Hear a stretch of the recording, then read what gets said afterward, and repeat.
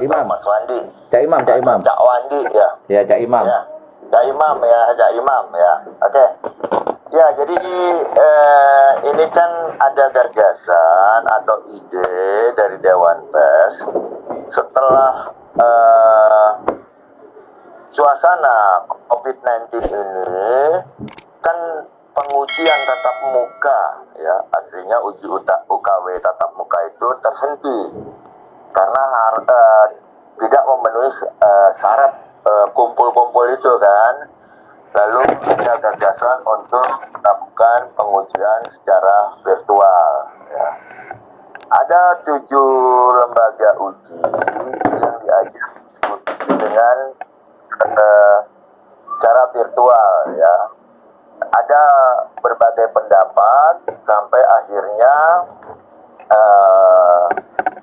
setelah selesai semuanya memaparkan, sampai hari ini belum dapat disimpulkan apakah ujian virtual itu bisa dilakukan atau tidak. Ketua Umum PWI Pusat akhirnya bertanya, kenapa kita tidak bisa melakukan uji kompetensi virtual ya. Saya mengatakan bukannya tidak bisa, tetapi uji kompetensi virtual itu masih ada hambatan-hambatan, baik hambatan teknis maupun hambatan metodologi ya, yang harus kita carikan jalan keluarnya.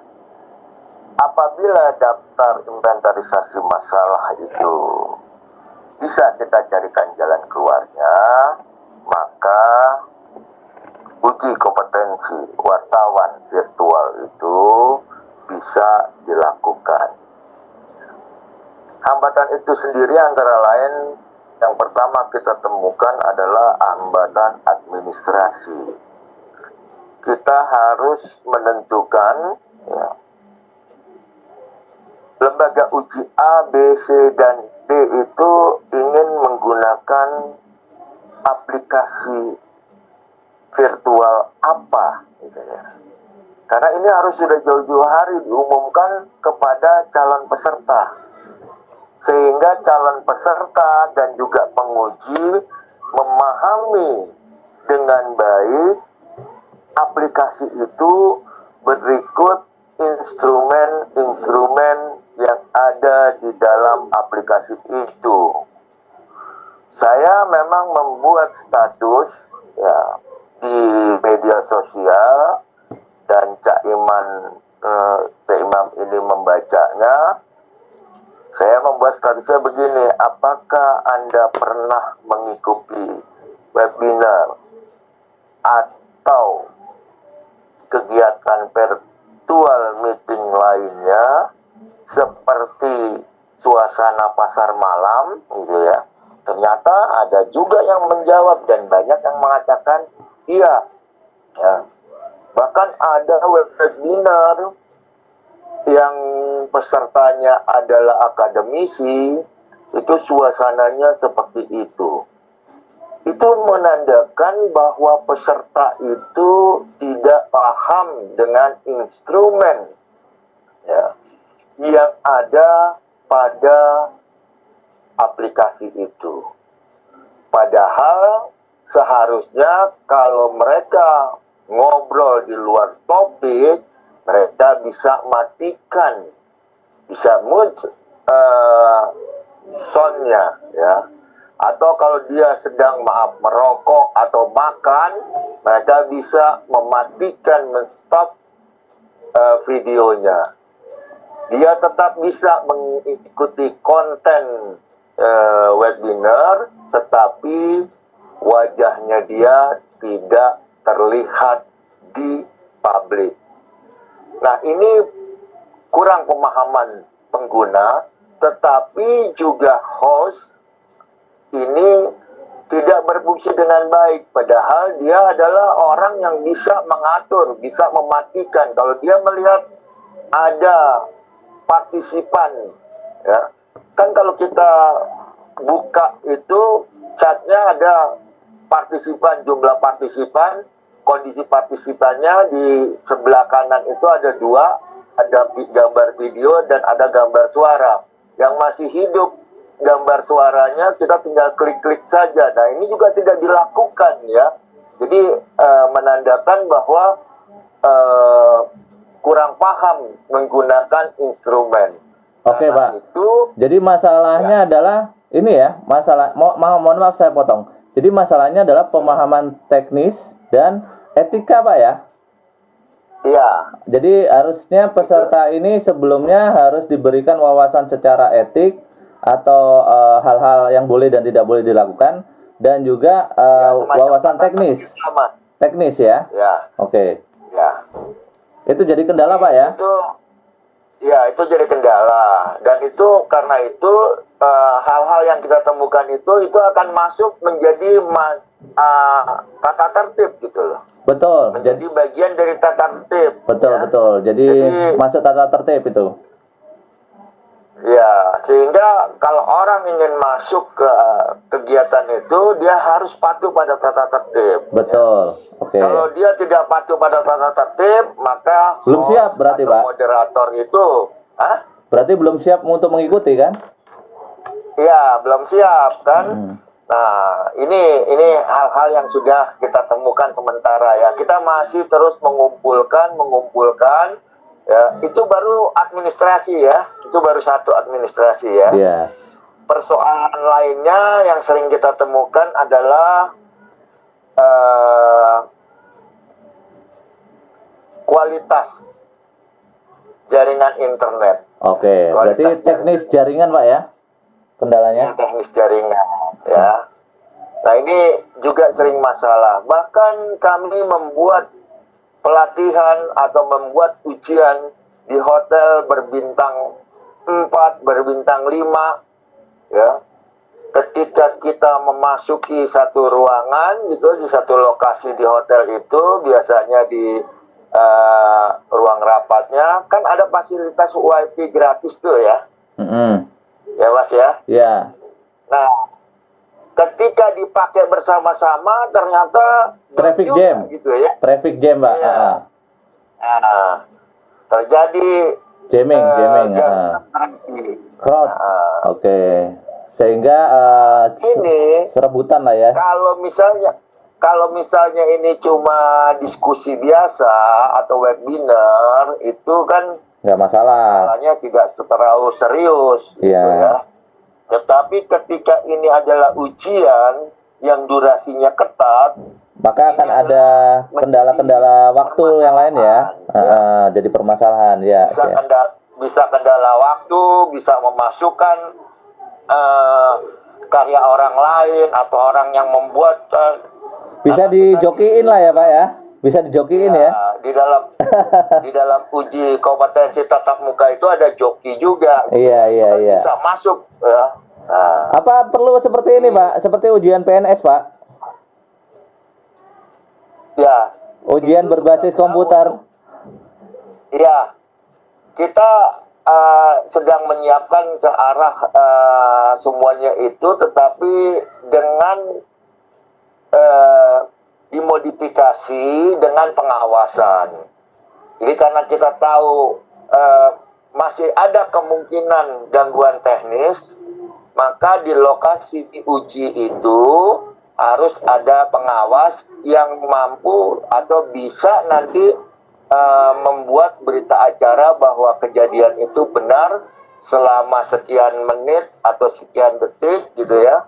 Dan suasana ujiannya kembali normal atau bagaimana gitu. Nah, jadi perlu ada pengawasan di satu titik. Ya, berarti bisa dimodif dong, Pak, seperti tes PNS itu kan? Iya. Jadi kita sedang mengumpulkan sekarang. Kalau kita sedang mengumpulkan, karena ini kan ada perbedaan ya. Ada lembaga uji yang mengatakan peserta uji itu juga bebas ya, bukan cuma pengujinya yang bebas berada di mana-mana gitu ya, tetapi peserta uji itu juga bebas ya, berada di mana-mana. Nah, konsep yang ini kami tidak setuju, karena kalau peserta uji tidak pada satu titik, bagaimana pola pengawasannya? Betul. Kalau saya sepakat Pak, saya sepakat dengan itu karena modelnya ini adalah ujian, kecuali webinar. Kalau webinar oke lah, bebas ya, karena tidak membutuhkan sebuah penilaian atau pengawasan dari secara langsung. Mestinya kita bisa adopsi semacam tes PNS Pak. Jadi ada di satu titik, di situ ada pengawas dan langsung berhadapan dengan komputer Pak. Iya, itu yang konsep itu yang kita akan lakukan. Jadi peserta uji misalnya ada 36 orang. Iya, kelompok ya. Ada di satu titik, ya. Satu titik. Mereka itu dibagi menjadi 6 sub ya, 6 sub masing-masing masing-masing 6 orang gitu, sesuai dengan standar yang diberi. Soal jumlah peserta uji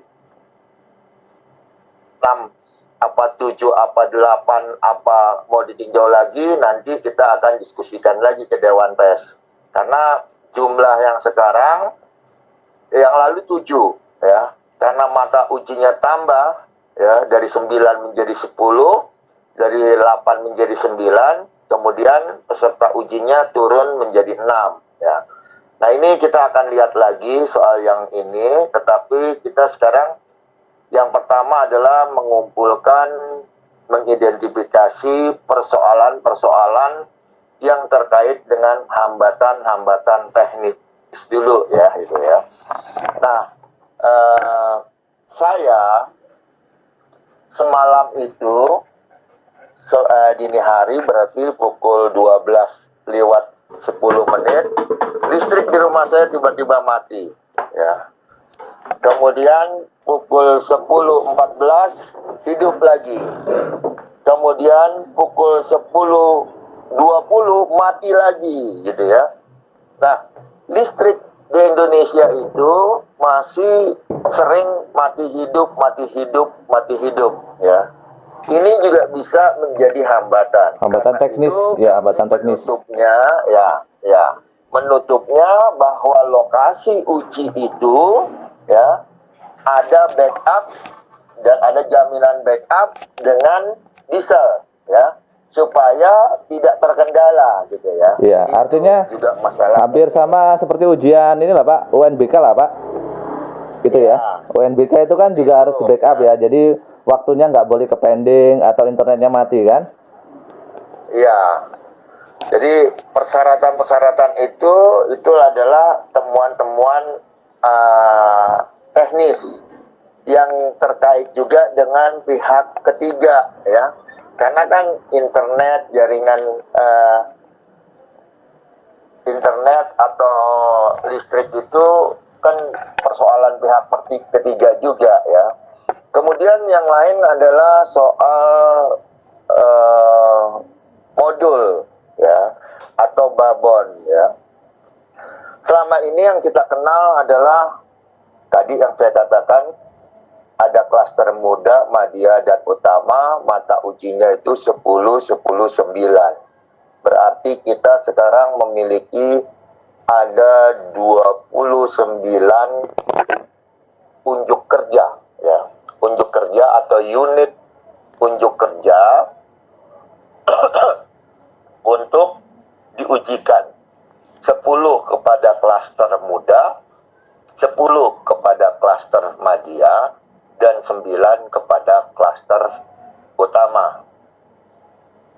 Nah, kalau secara keseluruhan Dewan Pers itu mengejar peserta uji harus mampu ya memahami dan melaksanakan ya ujian dalam bentuk 3 ya.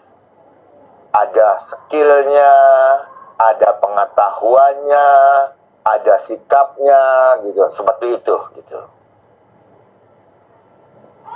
Ya, jadi dalam ujian ini ada 3 hal yang harus dinilai ya, yaitu knowledge, skill, dan sikap ya, atau attitude ya. Yang itu semuanya tidak bisa dinilai melalui online gitu maksudnya, yang attitude-nya gitu, Bukan. Pak. Itu tiga itu selama ini ada yang bisa dinilai secara online ya. Kalau pengetahuan kan bisa ya, kita berikan soal gitu, mereka jawab ya. Ya, apakah bisa. jawabnya dalam bentuk multiple choice atau Isi. jawabannya isi atau benar atau salah. Ini yang pengetahuan ini saya sudah menerapkan lama di kampus gitu ya. Iya. Ujian semester sudah kita lakukan. Betul. Nah kemudian ada yang dalam bentuk skill. Nah dia membuat karya jurnalistik. Oke, karya ya, Ya. sifatnya. Iya.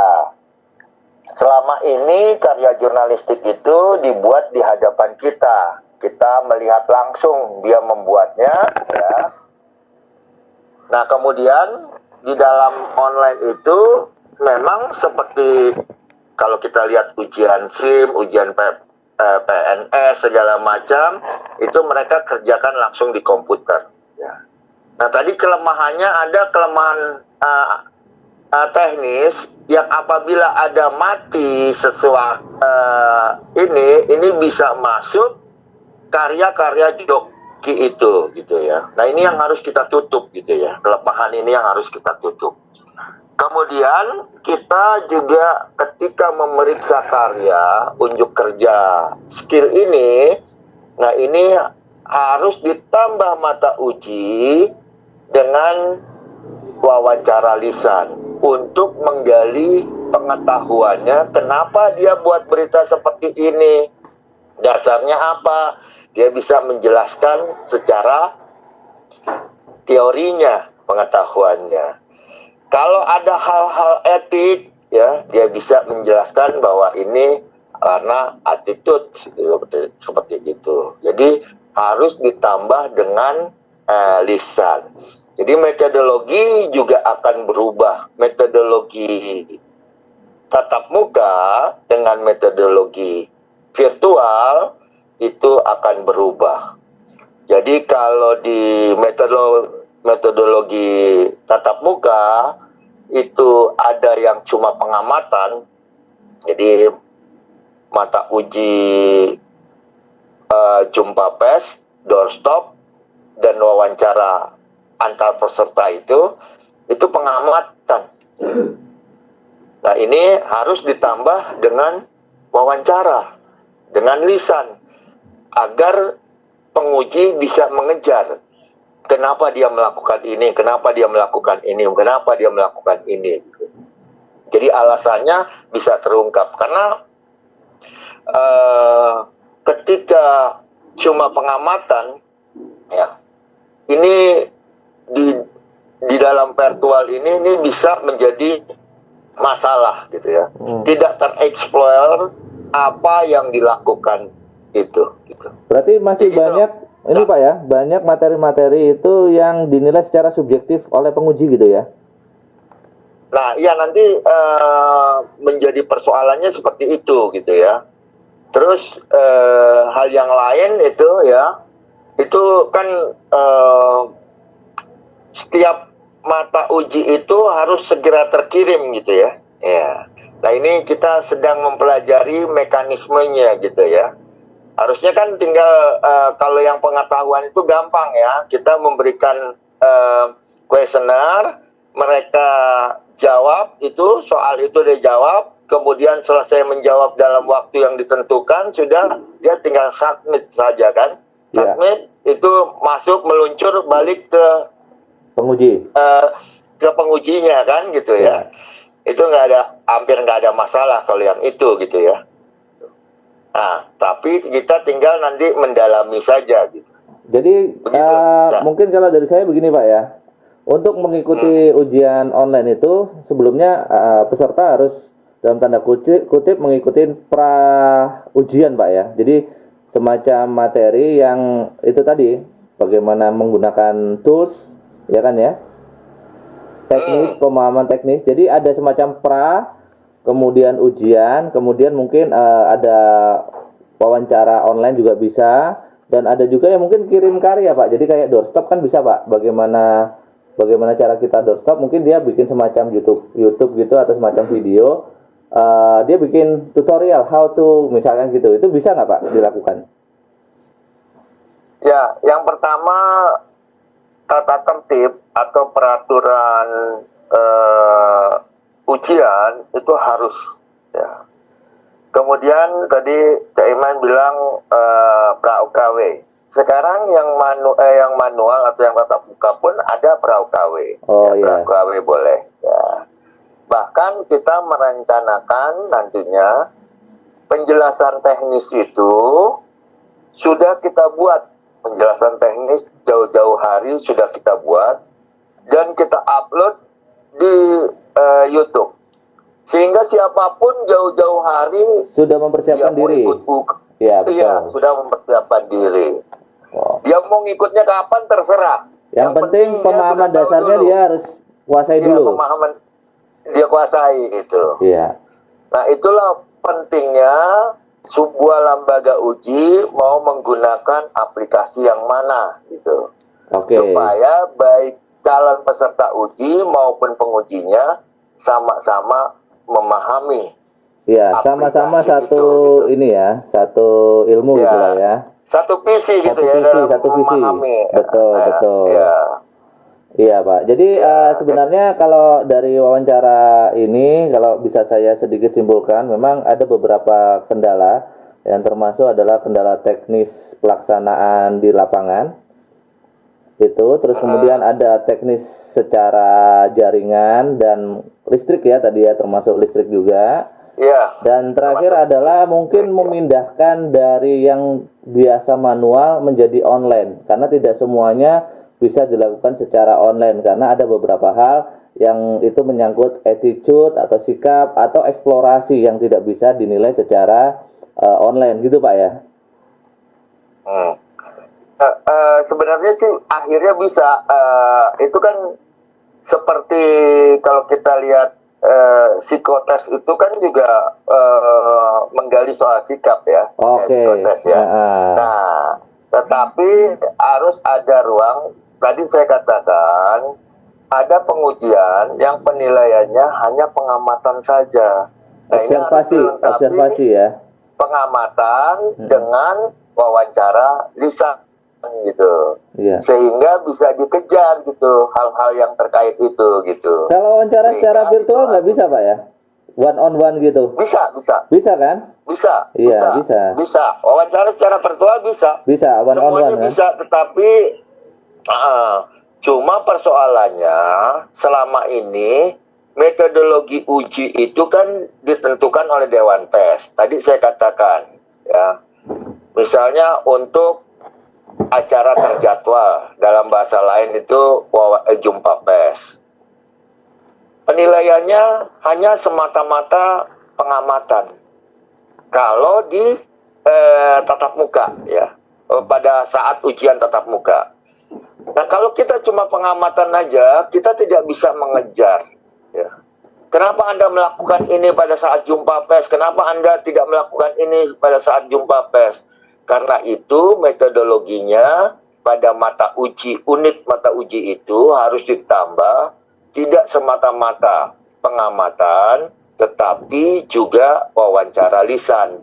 Sehingga penguji bisa bertanya apa yang dilakukan pada saat jumpa pers itu. Kenapa tidak melakukan, kenapa melakukan ini gitu. Nah, ini jawaban inilah yang akan membantu penguji bahwa si peserta ujinya itu layak kompeten atau tidak kompeten gitu. Tidak semata-mata dari pengamatan saja. Oke, ya, berarti artinya ada penilaian subjektif yang dilakukan oleh penguji ya. Ya. Oke. Ya. Baik Pak Kamsul, ini udah 25 menit ini kita wawancara via WA. Pak, sebagai closing Pak. Saya Ketua Komisi Kompetensi diperintahkan oleh Ketua Umum PWI untuk menyelesaikan dummy atau menyelesaikan proposal atau menyelesaikan modul uji kompetensi virtual ini. yang sekarang ini saya sedang kumpulkan dari berbagai pihak, termasuk pihak luar, tetapi menguasai tentang aplikasi, menguasai tentang sistem virtual adalah daftar inventarisasi masalah dan cara penyelesaiannya. Sehingga ketika kita melakukan uji kompetensi wartawan secara virtual, sudah benar-benar mendekati kesempurnaan. Karena ini adalah sifatnya ujian, sertifikatnya keluar untuk waktu yang cukup lama, karena Dewan Pers tidak membatasi waktu sertifikasi ini, maka kita harus benar-benar membuat UKW virtual ini yang profesional. Gitu Mas, terima kasih. Baik, terima kasih Pak Kamsul atas waktu yang diberikan. Mudah-mudahan UKW ini secara online bisa terlaksana ya Pak ya, dalam waktu dekat ini Ya. Pak ya. Ya, kita memang sedang terus melakukan upaya itu karena ini adalah keinginan organisasi. Sama Ya, tuntutan terima kasih. perubahan zaman Pak ya. Iya, benar. Baik, ya. Terima kasih Pak Kamsul. Assalamualaikum warahmatullahi wabarakatuh. Waalaikumsalam warahmatullahi wabarakatuh.